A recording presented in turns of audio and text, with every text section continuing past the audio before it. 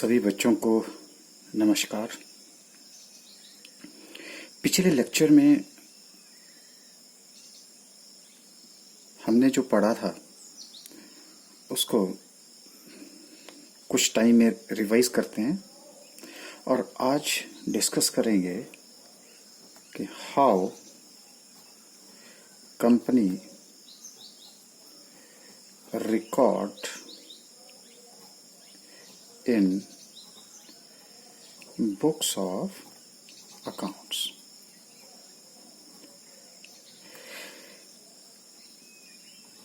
तो पिछले लेक्चर में हमने यहां तक डिस्कस कर लिया था कि company is a legal entity.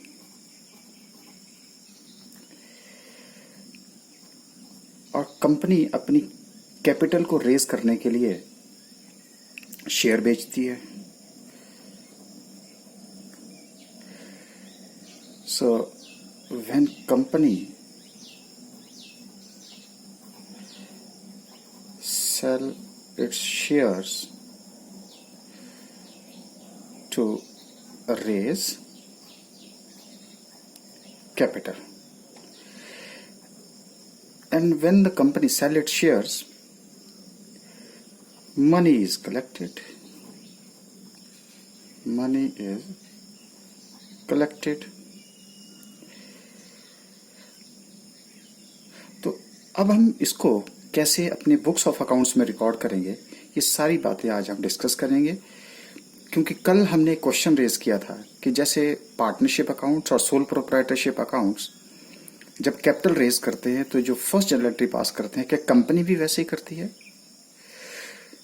तो जैसे हमने कहा कि रूल्स तो सेम रहते हैं लेकिन ओरिएंटेशन डिफरेंट हो जाती है क्योंकि टाइप्स ऑफ बिजनेस डिफरेंट है।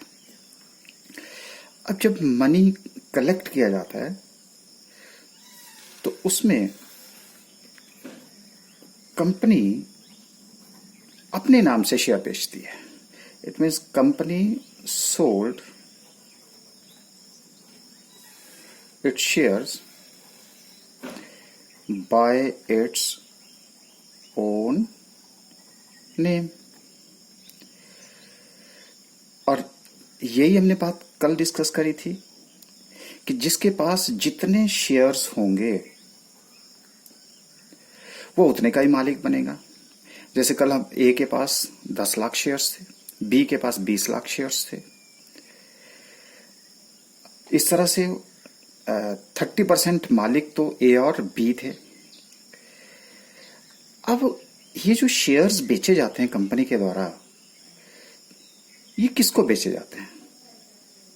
तो in nutshell what we can call it as capital of a company is raised by selling its shares, and these can be sold to public at large. These can also be purchased by the directors of the company, and as we have discussed the 4 stages of the company, the first stage is that is a promotion stage. So whosoever are the promotees, they are also interested to buy the shares of a particular company. So therefore, all the journal entries will also be according to the corporate provision. So therefore, the entries made in the books of accounts will also be according to corporate provisions. अब जब semester system में थे तो company law का paper पहले पढ़ाया जाता था और कॉर्पोरेट अकाउंट्स का पेपर बाद में पढ़ाया जाता था। तो कॉर्पोरेट अकाउंट्स का पेपर इसलिए बाद में पढ़ाया जाता था कि बच्चे को कॉर्पोरेट प्रोविजंस के बारे में थ्योरेटिकली पता होना चाहिए। अब जब एनुअल सिस्टम आ गया तो दोनों पेपर जो हैं वो साइमल्टेनियसली पढ़ाए जाएंगे। इसलिए जब भी हम कॉर्पोरेट प्रोविजंस की बात कर रहे हैं तो हम ये प्रज्यूम करके चलते हैं कि बच्चे को कंपनी लॉ के बारे में नॉलेज है। और जैसा आपको पता है कि कंपनी लॉ 1956 चेंज होकर के कंपनी लॉ 2013 आ गया है, तो कुछ एक प्रोविजंस हम 2013 अडॉप्ट कर लिए हैं, लेकिन कुछ एक प्रोविजन जो 1956 के अभी भी चल रहे हैं। तो अभी तक जो भी जर्नल एंट्री हमने सोल प्रोपराइटर और पार्टनरशिप केस में की थी, जब हम कैपिटल रेज करते थे तो journal entry cash account debit to capital account थी। अब रूल तो हमारा सेम रहेगा, लेकिन कंपनी के केस में जर्नल एंट्री क्या होगी उसके लिए हम एक कंसेप्ट बेस्ड क्वेश्चन करेंगे। देखिए, कंसेप्ट बेस्ड क्वेश्चन करवाने का मतलब ये है कि थ्योरेटिकली आपको क्रैम ना करना पड़े, आपको कंसेप्ट समझ आ जाए। और कंसेप्ट के थ्रू अगर कोई बात आपको समझ आ जाती है तो रट्टा नहीं लगाना आपने, बस इस अकाउंटिंग को समझना है, ये हमारी कोशिश रहेगी। तो चलिए क्वेश्चन लिखते हैं। यहाँ पे एक XYZ लिमिटेड है, was registered with a capital of rupees 3 lakh divided into 30,000 shares of rupees 10 each payable as follows। जैसा हमने डिस्कस किया था कि कैपिटल क्लॉज में कैपिटल का प्रोविजन है और उसके टुकड़े कर दिए गए और एक टुकड़े का वैल्यू जो है 10 रुपए रखा गया, उसकी वजह से उसके 30,000 शेयर्स बन गए एज फॉलोज। एप्लीकेशन ₹2 पर share,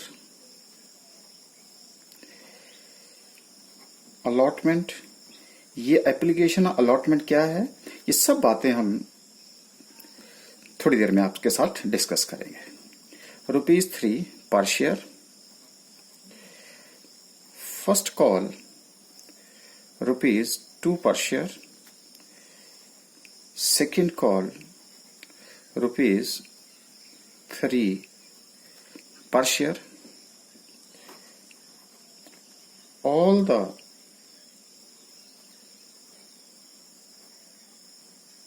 applications and money duly received, pass necessary journal entries।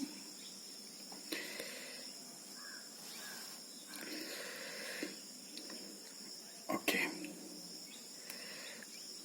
अब अगर हम यहां पर डिस्कस करें तो सबसे पहले हम कितने रुपीस की कैपिटल है, 3 लाख रुपए की कैपिटल है, उसको हमने कितने हिस्सों में बांटा है, उसको हमने बांटा है 30,000। इसका मतलब इसको हम 30,000 शेयर्स बोलेंगे। एक शेयर की वैल्यू कितनी है, 10 रुपीज है। अच्छा, अब क्वेश्चन राइज होता है कि 10 रुपए अगर एक शेयर की वैल्यू है तो उसको शेयर होल्डर से एकदम से नहीं मंगवाएंगे, तो उसको हम क्या बोलते हैं कि 4 इंस्टॉलमेंट्स। अब जो इंस्टॉलमेंट्स हैं उसका नाम है, वो क्यों है हम आपसे बाद में बात करेंगे। एप्लीकेशन के ऊपर ₹2, अलॉटमेंट के ऊपर ₹3, फर्स्ट कॉल के ऊपर ₹2 एंड सेकेंड कॉल के ऊपर ₹3। इस तरह से ₹10 शेयर होल्डर से पर शेयर मांगे जाएंगे। अब क्वेश्चन अराइज होता है कि वाई 4 इंस्टॉलमेंट्स,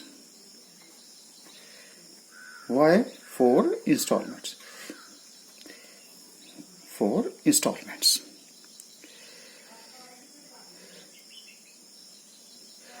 अब देखिए इसके लिए वाई इंस्टॉलमेंट्स, जैसे मान लेते हैं एक कंपनी है, उस कंपनी को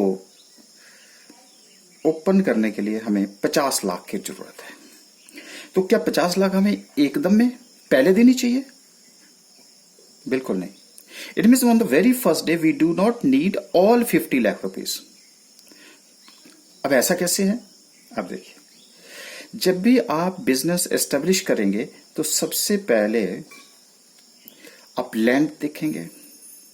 जब लैंड देखेंगे तो आपको लगा कि लैंड के ऊपर जो है वो 10 लाख रुपए लगेगा, और आपको ये भी पता लग गया कि 2 से 3 महीने लैंड को डेवलप करने में लगेंगे। इसका मतलब जब आप कंपनी एस्टेब्लिश करेंगे तो सबसे पहले आपको कितने पैसे की जरूरत पड़ेगी? 10 लाख। 50 लाख तो नहीं पड़ी। उसके बाद जब आपके पास लैंड क्लियर होके आ गई, अब आप उसके ऊपर क्या बनाएंगे? बिल्डिंग। सपोज करते हैं कि 10 लाख रुपए बिल्डिंग पे लगेंगे, तो बिल्डिंग भी एक टाइम में तो नहीं बनेगी। मान लेते हैं कि it would also take 4 to 6 months। इसका मतलब है कि अब हमें 10 लाख रुपए जो है वो 6 महीने तक जरूरत पड़ेगी। उसके बाद अब जैसे बिल्डिंग आपके पास आ गई, आपको प्लांट एंड मशीनरी की जरूरत पड़ गई। उसमें भी सपोज करते हैं कि 10 लाख की जरूरत पड़ गई, तो और मशीनरी को अरेंज करने के लिए हमें 1 महीना लगेगा, तो 1 महीने के बाद 10 लाख की जरूरत पड़ेगी। फिर अब आपको लगा कि मशीन भी आ गई। अब जब बिजनेस रन करना है तो मैन्युफैक्चरिंग बिजनेस है तो रॉ मटेरियल भी परचेज करना पड़ेगा। अब मान लेते हैं कि 10 लाख रुपए जो है रॉ मटेरियल में लगेंगे, और इसके अलावा अदर्स लेके चलते हैं 10 लाख रुपए। तो अब आप बताइए कि क्या सारे पैसे की जरूरत फर्स्ट डे पड़ गई? No, it means on the very first day we do not need all 50 lakhs rupees। जब 50 लाख की जरूरत हमें पहले दिन नहीं पड़ी, तो हम 50 लाख रुपए क्यों पहले दिन इकट्ठा कर लें? सो इसका मतलब क्या हुआ कि why the 4 installments? Whenever be the requirement, accordingly money is asked। Second thing is, अब मान लीजिए कि जितने भी शेयर होल्डर्स होते हैं जनरली वो मिडिल क्लास, और मिडिल क्लास में जो उनकी सेविंग्स होती हैं वो हाउस होल्ड सेविंग्स होती हैं। और हाउस होल्ड सेविंग्स में इसका मतलब है कि अगर आप उनसे कहें कि भाई एक शेयर 10 रुपए का है और आप जितने खरीदना चाहते हैं खरीद लीजिएगा, वो 10 बार सोचेगा। हाँ, खरीद लेगा, लेकिन वो बोलेगा ठीक है जी 100 शेयर। अगर आप बोलते हैं कि नहीं भाई 10 रुपए पर शेयर जो है हमें एक ही टाइम में नहीं चाहिए, आप 4 इंस्टॉलमेंट्स में दे दीजिएगा, तो एकदम से खुश हो जाता है। वो 100 शेयर्स की जगह 400 शेयर्स परचेज कर लेगा। It means this is a comfort to shareholder। कैसे कंफर्ट होगा? एक तो वो अफोर्ड कर देगा और दूसरे जो क्वांटिटी है वो इंक्रीज हो जाएगी। इससे उसकी जो परचेजिंग पावर है वो इंक्रीज हो गई। तो इसका मतलब थर्ड इज, अगर हम इंस्टॉलमेंट्स में पैसा लेते हैं, it increases the buying power of investor। इसलिए इन्वेस्टर पॉइंट ऑफ व्यू और कंपनी पॉइंट ऑफ व्यू से हम एक ही टाइम में जो एक शेयर की वैल्यू होती है उसको मांगते हैं, रादर उसको हम किस्तों में मांग लेते हैं, इंस्टॉलमेंट्स में मांग लेते हैं। अब इंस्टॉलमेंट्स क्या सिर्फ 4 ही हो सकती हैं? नहीं, इंस्टॉलमेंट्स आपकी 5 भी हो सकती है, थर्ड कॉल तक भी जा सकते हैं आप।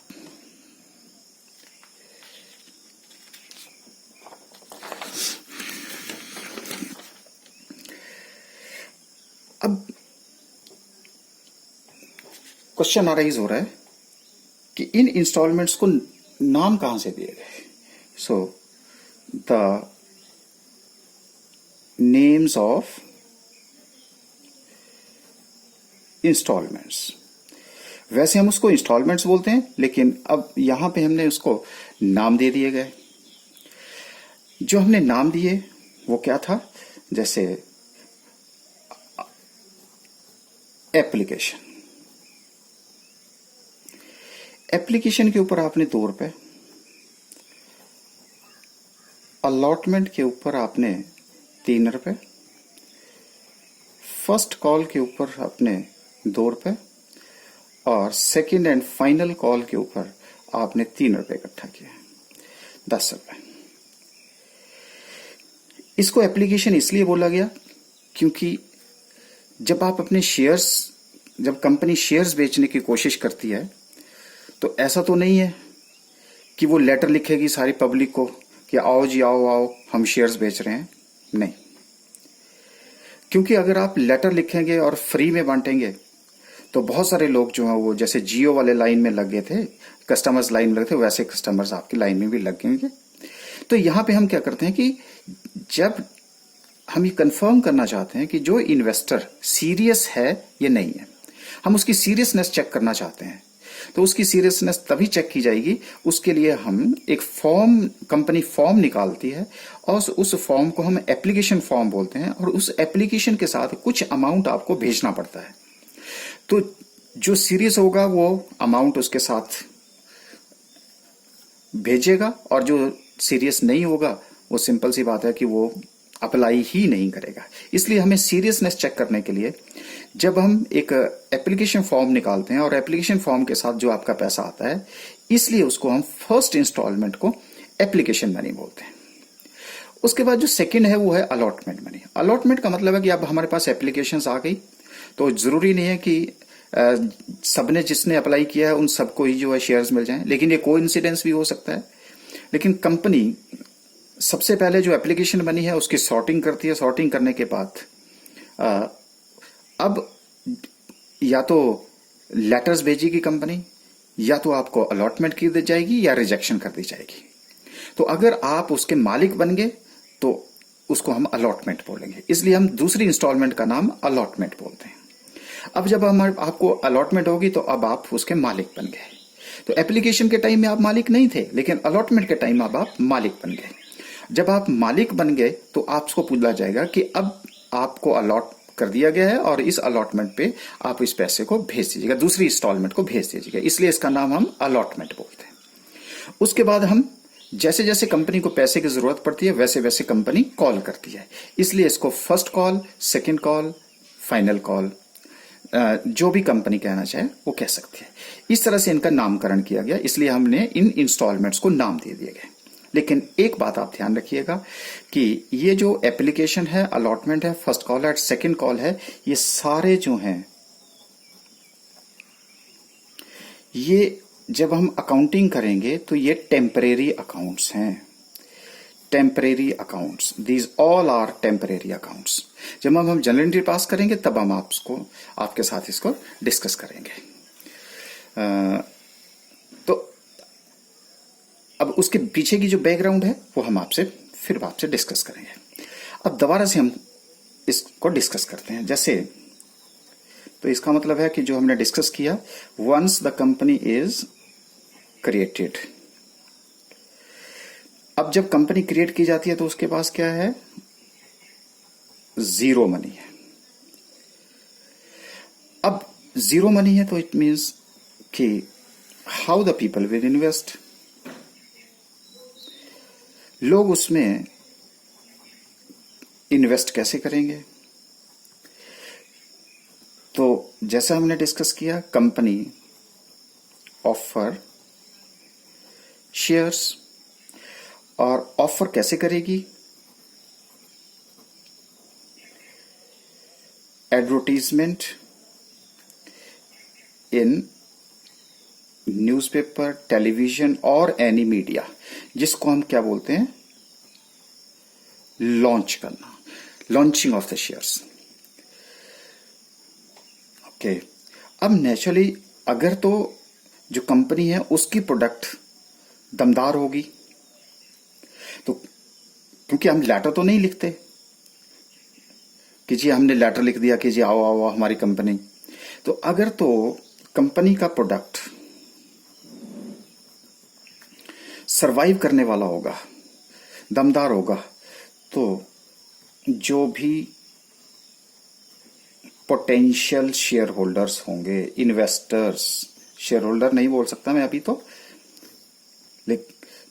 इन्वेस्टर्स जो अभी सोच रहे हैं कि मैं इस कंपनी में पैसा लगाऊं या ना, it means they have to think कि भाई प्रोडक्ट दमदार है तो company will earn, then we will also earn. तो उस केस में कंपनी के द्वारा क्या किया जाता है, फॉर्म्स आर रिलीज्ड। अब आपने सुना होगा, जैसे मान लीजिए कि हिमाचल प्रदेश हाउसिंग बोर्ड है, वो क्या करती है, हिमाचल प्रदेश हाउसिंग बोर्ड का नाम आपने सुना होगा, क्या करती है जी, ये फ्लैट्स बेचती है, प्लॉट्स बेचती है, ठीक है जी। जब फ्लैट और प्लॉट्स बेचती है तो क्या सेल लगाते हैं, नहीं, ये भी क्या करती है, एक एडवर्टीजमेंट देती है, और उस एडवर्टीजमेंट में एक कट ऑफ डेट दी जाती है, फला फला जगह में हमारे फ्लैट्स हैं, प्लॉट्स हैं, जिसको हम बेचने जा रहे हैं, इसके लिए जो भी इंटरेस्टेड पर्संस हैं वो अप्लाई करें, और एप्लीकेशन जो है हमारी वेबसाइट के ऊपर है, जहां से आप डाउनलोड करके उसको फिल कर सकते हैं, या ऑनलाइन भी आप फिल कर सकते हैं। ओके, लेकिन जब वो अप्लाई करेंगे तो भी सीरियसनेस चेक करते हैं, तो जब सीरियसनेस चेक करते हैं तो उसके साथ वो भी क्या लेते हैं, एक फीस लेते हैं, और ये जो फीस ली जाती है वो एक तरह से एडवांस मनी होता है। जब वो एडवांस मनी होता है तो अब एडवांस मनी किसके पास आ गया, हाउसिंग बोर्ड के पास। अब हाउसिंग बोर्ड क्या करती है, लॉट्स निकालती है। अब लॉट्स निकालने के बाद कुछ लोगों को अलॉटमेंट लेटर जाते हैं और कुछ लोगों को रिजेक्शन लेटर जाते हैं। जिनको अलॉटमेंट होती है उनको कहा जाता है कि भैया अब आप इतना पैसा भेज दीजिएगा, और जिनको रिजेक्शन दी जाती है उनको ये जो एडवांस मनी होता है ये रिटर्न कर दिया जाता है, ये वापस कर दिया जाता है। तो उसी तरह से कंपनी के केस में भी ऐसा ही होता है। कंपनी भी क्या करती है, जब शेयर्स बेचती है तो वो भी अप्लाई करवाती है, वो भी एप्लीकेशन लेती है, फिर उसकी अलॉटमेंट करती है। अलॉटमेंट के टाइम में जिसको अलॉट हो गया वो मालिक बन गया, जिसको अलॉट नहीं हुआ उसको रिजेक्शन लेटर चला जाता है। तो सेम प्रोसीजर, ये तो जस्ट मैंने आपको समझाने के लिए बात करी, मतलब कि एक तरह से सेम एनालॉजी फॉलो की जाती है, सेम प्रोसीजर फॉलो किया जाता है। तो चलिए अब कंपनी पॉइंट ऑफ व्यू से So now from company point of view, अब सिंपल है कि देखिए आपने रट्टा नहीं लगाना है, इसको अंडरस्टैंड करना है। और ये जर्नल एंट्री एक लेमैन के लिए है, वो मैं आगे वाले क्वेश्चन में आपसे डिस्कस करूंगा। अब अगर हम क्वेश्चन पढ़ें, अब आपके पास भी क्वेश्चन आ गया है, तो अगर हम क्वेश्चन पढ़ें तो उसमें लिखा गया है कि XYZ limited was registered with capital of ₹3 lakhs divided into 30,000 shares of ₹10 each payable as follows. तो जैसा अभी हमने यहाँ पे डिस्कस किया कि एप्लीकेशन के ऊपर 2, अलॉटमेंट पे 3, फर्स्ट कॉल पे 2, सेकंड कॉल के ऊपर, और कितनी कैपिटल थी? 3 लाख रुपए की कैपिटल, जिसको हमने 30,000 शेयर्स को एट द रेट ऑफ ₹10 में डिवाइड कर रखा है। So this is sort of working जो हमें हेल्पफुल रहेगी। अब कंपनी पॉइंट ऑफ व्यू से हम जनरल एंट्रीज पास करने की कोशिश करेंगे। अब मान लीजिए कि अब आपने एप्लीकेशंस मांगी, तो इस क्वेश्चन में क्या लिखा है कि एप्लीकेशंस में अब हमारे पास क्या आ गया? पैसा आ गया। अगर पैसा आ गया तो रूल आपको पता है, हमारा बैंक बैलेंस बढ़ गया। जब बैंक बैलेंस बढ़ता है तो जब बैंक बैलेंस इंक्रीज होता है तो हम उसको डेबिट करते हैं। रूल है हमारे पास सिंपल। 2, यहां पे हमें क्या दिखाना पड़ेगा? एक सोर्स। अब अगर मैं सोर्स यहां पे कहां से मेरे पास पैसा आया, तो हमारे पास कहां से आया? एप्लीकेशन मनी से आया। 2 शेयर एप्लीकेशन अकाउंट। और मैंने अभी भी आपसे डिस्कस किया कि ये वाला अकाउंट क्या है? एक टेम्परेरी अकाउंट। मैं balance sheet point of view से इसी जर्नल एंट्री को नेक्स्ट क्वेश्चन में अगर कोई कमी रह जाएगी तो उस कंसेप्ट से आपको डिस्कस करूंगा। जबकि अभी तक आपने जो जर्नल एंट्री पास करी थी सोल प्रोपराइटर और पार्टनरशिप के केस में, वो पास करी थी आपने cash account debit to capital account. मैं बार बार इसलिए कह रहा हूं क्योंकि फंडामेंटल रूल्स चेंज नहीं होते हैं। अच्छा, अब हमारे पास क्वेश्चन अराइज होता है कि शेयर एप्लीकेशन अकाउंट तो क्या है हमारे पास? टेम्परेरी अकाउंट है। अगर ये टेम्परेरी अकाउंट है तो असली घर क्या है? असली घर, अब देखिए इसके पीछे कौन छुपा है? ये देखिए, इसके पीछे कौन छुपा है? शेयर। इसलिए जो परमानेंट अकाउंट है, permanent account that is share. Temporary account application, allotment, first call and second call. This is the most important concept जहां पे स्टूडेंट कंफ्यूज हो जाता है। तो हम यहां पे इस कंसेप्ट को हम डिटेल में डिस्कस करेंगे, जिसकी वजह से अगर आपको अकाउंटिंग की भी बिल्कुल नॉलेज नहीं है तो यहां पे नॉलेज हो जाए। अब अभी तक हमारे पास क्या है? टेम्परेरी अकाउंट है। अब यहां पे अगर ये टेम्परेरी अकाउंट है तो इसका मतलब है टेम्परेरी अकाउंट को तो हटाना पड़ेगा। अगर इस टेम्परेरी अकाउंट को हटाना पड़ेगा तो उसको असली घर में ले जाना पड़ेगा, और उसका जो असली घर है वो कहां पे है?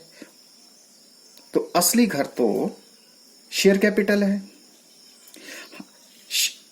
असली घर तो क्या है? शेयर है, जैसा अभी आपने डिस्कस किया। लेकिन अब मैं आपसे डिस्कस कर लेता हूं कि असली घर उसका शेयर, पर शेयर नहीं, यहां पे हम क्या बोलेंगे? Share capital. तो शेयर वहां तो पहुंचाना पड़ेगा। तो क्या करूं? यहां पे इसको मिटा दूं? शेयर एप्लीकेशन अकाउंट को यहां पे मिटा दूं? नहीं, इसको मिटा नहीं सकते क्योंकि हम डबल एंट्री सिस्टम फॉलो करते हैं, और जब हम डबल एंट्री सिस्टम फॉलो करते हैं तो हम इफेक्ट को न्यूट्रलाइज करते हैं। लेकिन सबसे पहले जो मेन क्वेश्चन है कि अब हम इसको शेयर नहीं और शेयर कैपिटल क्यों बोलेंगे? भाई यहां पे शेयर कैपिटल इसलिए बोलेंगे क्योंकि it is the amount which is contributed by the owner, और जब ओनर के द्वारा कंट्रीब्यूट किया जाता है अमाउंट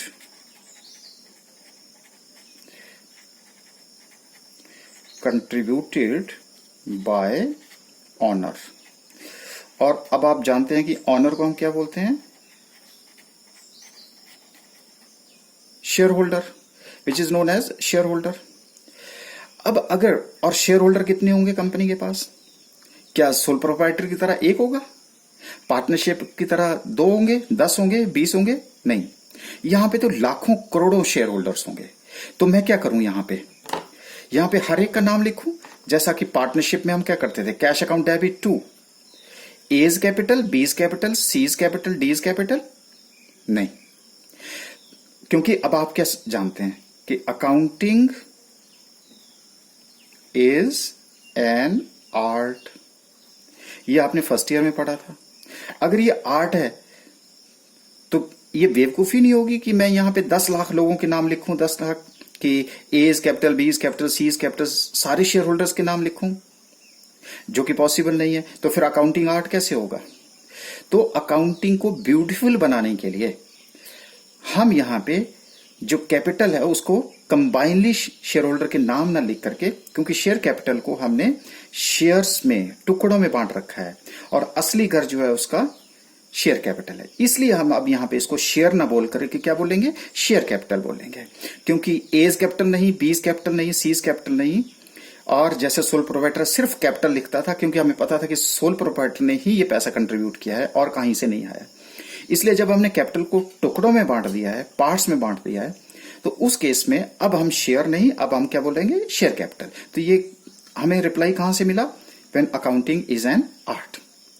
तो चलिए अब हम डबल एंट्री सिस्टम में इसका इफेक्ट देखते हैं। तो नेचुरली जब हम शेयर एप्लीकेशन अकाउंट, जो टेम्पररी अकाउंट है, उसको हटाना होगा तो क्या करना पड़ेगा? डेबिट करना पड़ेगा। Share application account debit to, और असली घर क्या है? Share capital account. ठीक है जी। तो इससे क्या हुआ? शेयर एप्लीकेशन से कट गया। एंट्री हमारे पास क्या रहेगी? Bank account debit to share capital account. तो अल्टीमेटली नेट इफेक्ट क्या हुआ? Net effect, the journal entry is bank account debit to share capital account. Okay, और यहां पे भी हमारे पास जो सोल प्रोप्राइटर था, उस सोल प्रोप्राइटर में भी जनरल एंट्री क्या थी? सेम थी। तो मैंने आपसे कहा था कि रूल थोड़ी चेंज हो जाएंगे, फंडामेंटल थोड़ी चेंज हो जाएंगे। लेकिन अब एक क्वेश्चन अराइज हो गया यहां पे कि यहां पे तो आपने जी कैश लिखा है, तो क्या हम यहां पे कैश नहीं लिख सकते? तो next question is, can we write cash? The unsimple answer is no. क्यों नहीं करती? Because company never permits. अब कंपनी को कहां से मिला? इसका मतलब कंपनी लॉ, क्योंकि हम कंपनी लॉ को फॉलो कर रहे हैं। क्योंकि आज अगर आप शेयर्स लेना चाहते हैं तो कंपनी कहती है ऑनलाइन अप्लाई करो। जब ऑनलाइन आप पैसे भेजेंगे तो क्या कैश गया उसके पास? नहीं गया। आरटीजीएस करेंगे, नेफ्ट करेंगे, या कंपनी बोलेगी भैया बैंक ड्राफ्ट भेजो, और ये उसके रेगुलेशन में ही है कि कंपनी जो है वो पैसा या तो ऑनलाइन रिसीव करेगी या ओवरड्राफ्ट के थ्रू करेगी। इसलिए अब यहां पे हम कैश नहीं लिख सकते, बैंक लिख सकते हैं। और यहां पे हमने कैपिटल वर्ड यूज किया है, जबकि पार्टनरशिप में हम A's capital, B's capital, C's capital use करते थे, लेकिन हमने यहां पे शेयर कैपिटल यूज किया गया है। तो मैंने कहा ना कि क्योंकि बिजनेस डिफरेंट है, इसलिए जनरल एंट्रीज में थोड़ा सा डिफरेंस हो सकता है, लेकिन फंडामेंटल सेम रहेंगे। तो अल्टीमेटली जो सोल प्रोप्राइटर में हम फर्स्ट जनरल एंट्री पास करते थे, वही एक तरह से सेम जनरल एंट्री हम पास करें। लेकिन ये कैसे पास हुई, इसके लिए हमें आपको ये पूरी स्टोरी, इसके पीछे की जो बैकग्राउंड है वो हमें डिस्कस करनी पड़ी, and that is to be called here as bank account debit to share capital account. अब ये रेगुलेशन क्यों पास किया होगा कि भाई कैश नहीं लेना है? तो इसका भी आंसर मैं आपको दे देता हूं just to minimize cheating, fraud. जो फ्रॉड पहले होते थे वो अब नहीं होंगे। अब उसके बाद क्या हुआ? It means our means company. First stage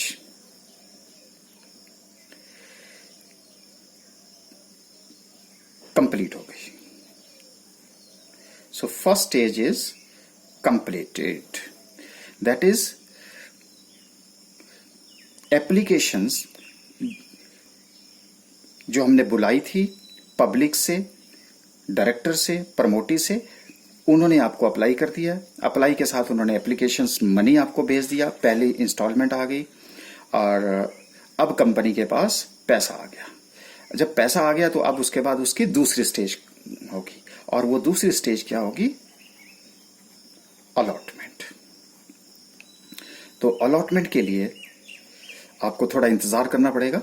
हम इसको नेक्स्ट लेक्चर में डिस्कस करेंगे।